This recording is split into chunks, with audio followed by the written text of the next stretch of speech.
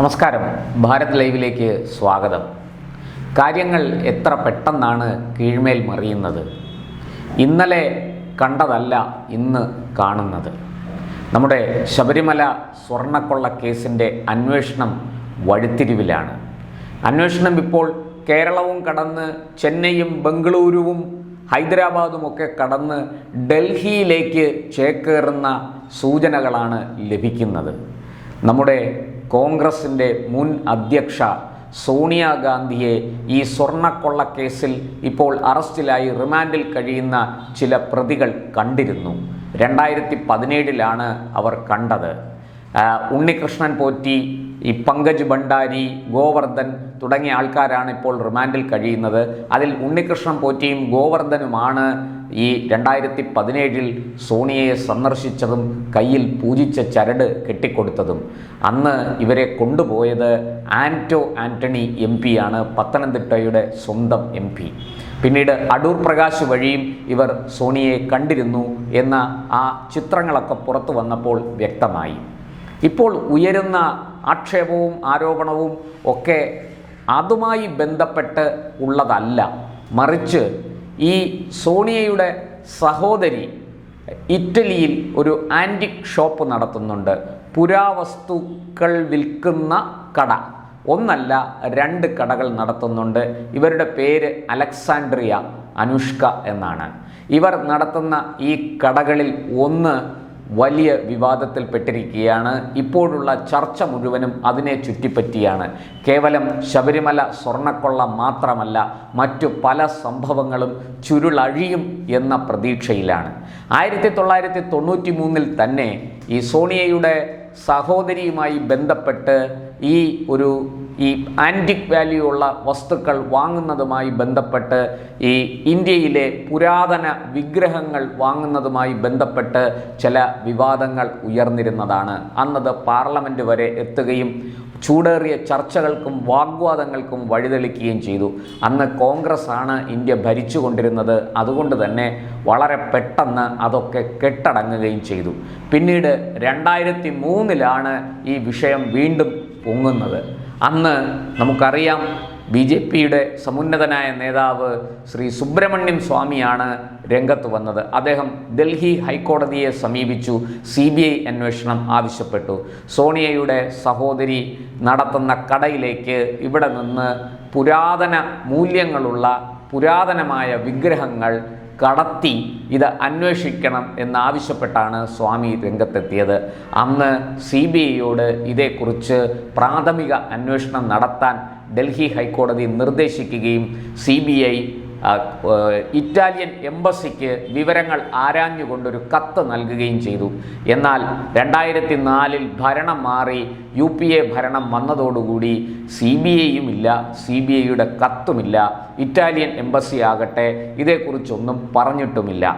2004 തൊട്ട് 2014 വരെ ഈ ഫയലുകൾക്ക് മുകളിൽ അടയിരിക്കുകയായിരുന്നു അന്വേഷണ ഉദ്യോഗസ്ഥർ.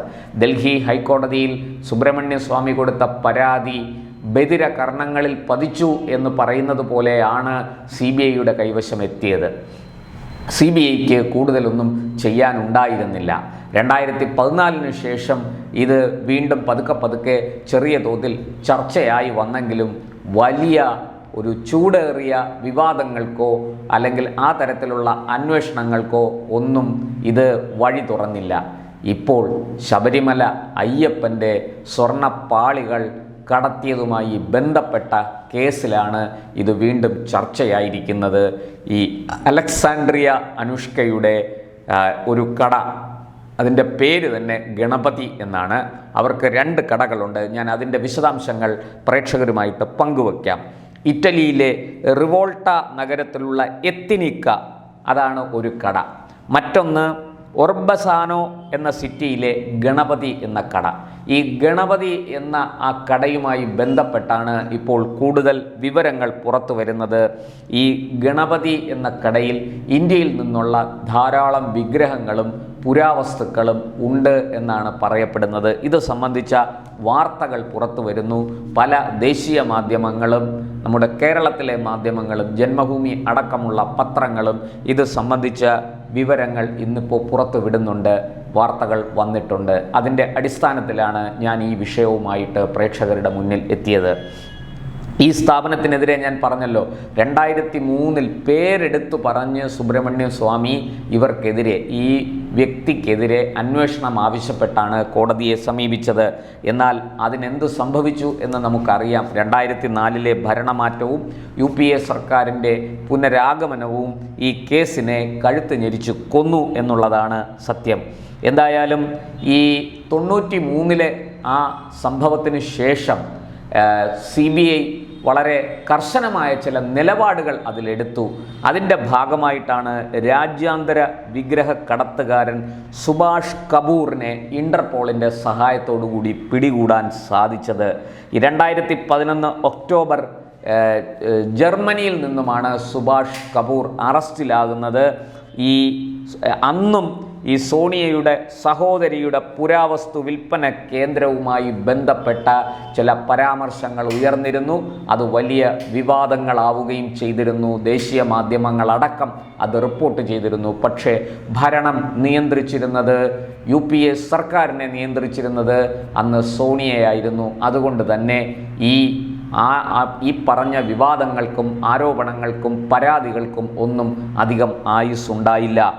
ഇപ്പോൾ ഈ സോണിയയുമായിട്ട് ഉണ്ണികൃഷ്ണൻ പോറ്റിയും ഗോവർദ്ധനും ഒക്കെ നിരന്ന് നിൽക്കുന്ന ചിത്രങ്ങൾ പുറത്തു വരികയും കേരളത്തിൻ്റെ മുഖ്യമന്ത്രി ശ്രീ പിണറായി വിജയൻ തന്നെ ഇതേക്കുറിച്ച് ചില പരാമർശങ്ങൾ നടത്തുകയും ചെയ്തു. ഇപ്പോൾ കേസ്, അതായത് തിങ്കളാഴ്ച 5-ാം തീയതി ഹൈക്കോടതിയുടെ ദേവസ്വം ബെഞ്ച് വീണ്ടും പരിഗണിക്കുകയാണ്.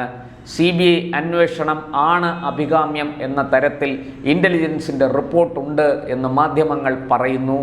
ഇതെല്ലാം കൂടി കണക്കിലെടുത്ത് മാത്രമല്ല, BJPയുടെ സംസ്ഥാന അധ്യക്ഷൻ ശ്രീ രാജീവ് ചന്ദ്രശേഖർ CBI അന്വേഷണം ആവശ്യപ്പെട്ട് ഹൈക്കോടതിയിൽ ഹർജി നൽകിയിട്ടുണ്ട്.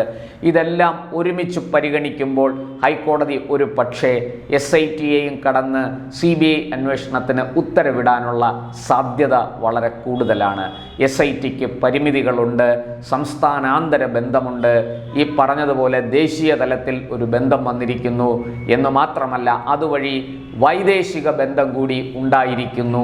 അങ്ങനെയെങ്കിൽ ഈ പറഞ്ഞതുപോലെ അന്വേഷണം SITയുടെ കൈകളിൽ ഭദ്രമല്ല. SITക്ക് പരിമിതികളുണ്ട്, SITക്ക് അത്രയും കരുത്തില്ല. അവിടെ CBI പോലൊരു ഏജൻസി തന്നെ അന്വേഷിക്കണം. ഒരു പക്ഷേ CBIയുടെയും EDയുടെയും ഒക്കെ നേതൃത്വത്തിലുള്ള, അല്ലെങ്കിൽ അതിലെ ഉദ്യോഗസ്ഥരടങ്ങുന്ന ഒരു സ്പെഷ്യൽ ടീമിനെ തന്നെ ഹൈക്കോടതി നിശ്ചയിക്കാൻ സാധ്യതയുണ്ട് എന്ന് ഇത്രയും സംഭവങ്ങൾ സൂചിപ്പിക്കുന്നു. നമുക്ക് കാത്തിരിക്കാം, എന്താണ് സംഭവിക്കാൻ പോകുന്നത് എന്ന് നമുക്ക് നോക്കാം.